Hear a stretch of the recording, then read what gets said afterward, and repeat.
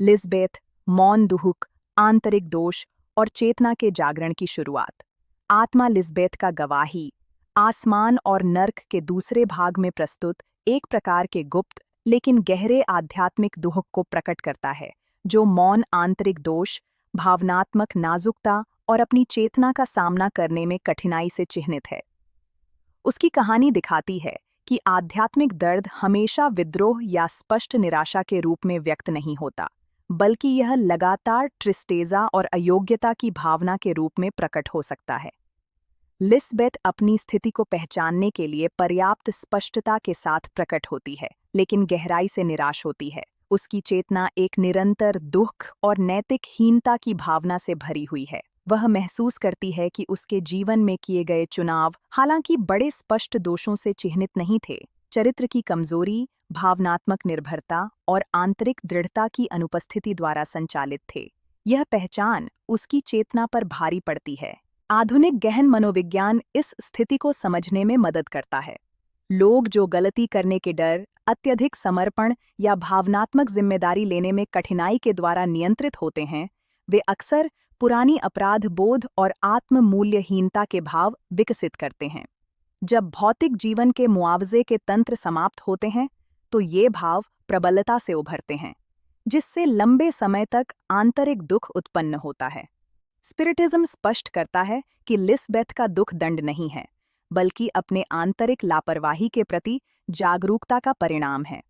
यह केवल उस पर नहीं है जो किया गया, बल्कि उस पर भी है जो विकसित नहीं किया गया। नैतिक साहस, भावनात्मक स्वायत्तता और अपनी पसंदों की जिम्मेदारी। जब चेतना इन कमी को पहचानती है, तो वह दुखी होती है। आधुनिक विज्ञान इस पढ़ाई को मजबूत करता है, यह दिखाते हुए कि मनोवैज्ञानिक परिपक्वता के लिए अपने सीमाओं का सचेत सामना करना आवश्यक है।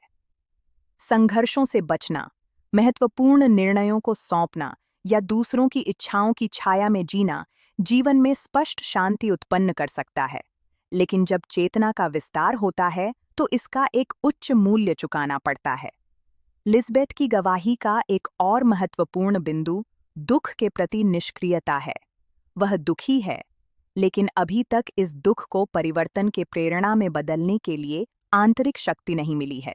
यह स्थिति चेतना के जागरण के प्रारंभिक चरणों में सामान्य है, जब व्यक्ति समस्या को पहचानता है, लेकिन अभी तक कार्य करने के लिए आत्मविश्वास विकसित नहीं कर पाया है।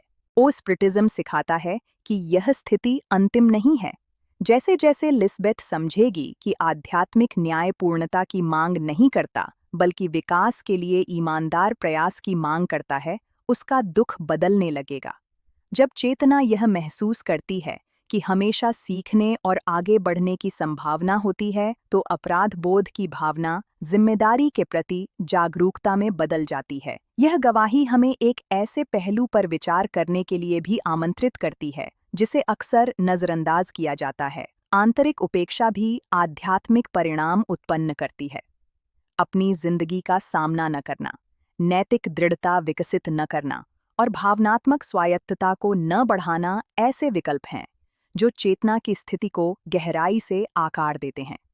लिस्बेथ कई संवेदनशील और कमजोर चेतनाओं का प्रतिनिधित्व करती है, जो खुद को बुरा नहीं मानती, लेकिन जिन्होंने अपनी अस्तित्व के सामने कोई स्थिति नहीं बनाई। उसकी कहानी हमें याद दिलाती है कि आध्यात्मिक विकास के लिए आंतरिक साहस की आवश्यकता होती है, भले ही वह चुपचाप और धीरे धीरे हो। इस गवाही पर विचार करना आत्मकरुणा और जिम्मेदारी के साथ जुड़ने का एक निमंत्रण है।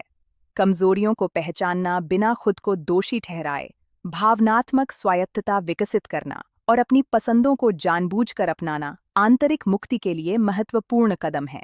यदि यह कहानी आपको चुप्पी में दोष, भावनात्मक कमजोरी और जागरूकता के जागरण पर विचार करने में मदद करती है, तो लाइक करें, साझा करें और अपनी टिप्पणी छोड़ें। आपकी भागीदारी इस संदेश को और अधिक लोगों तक पहुंचाने में मदद करती है।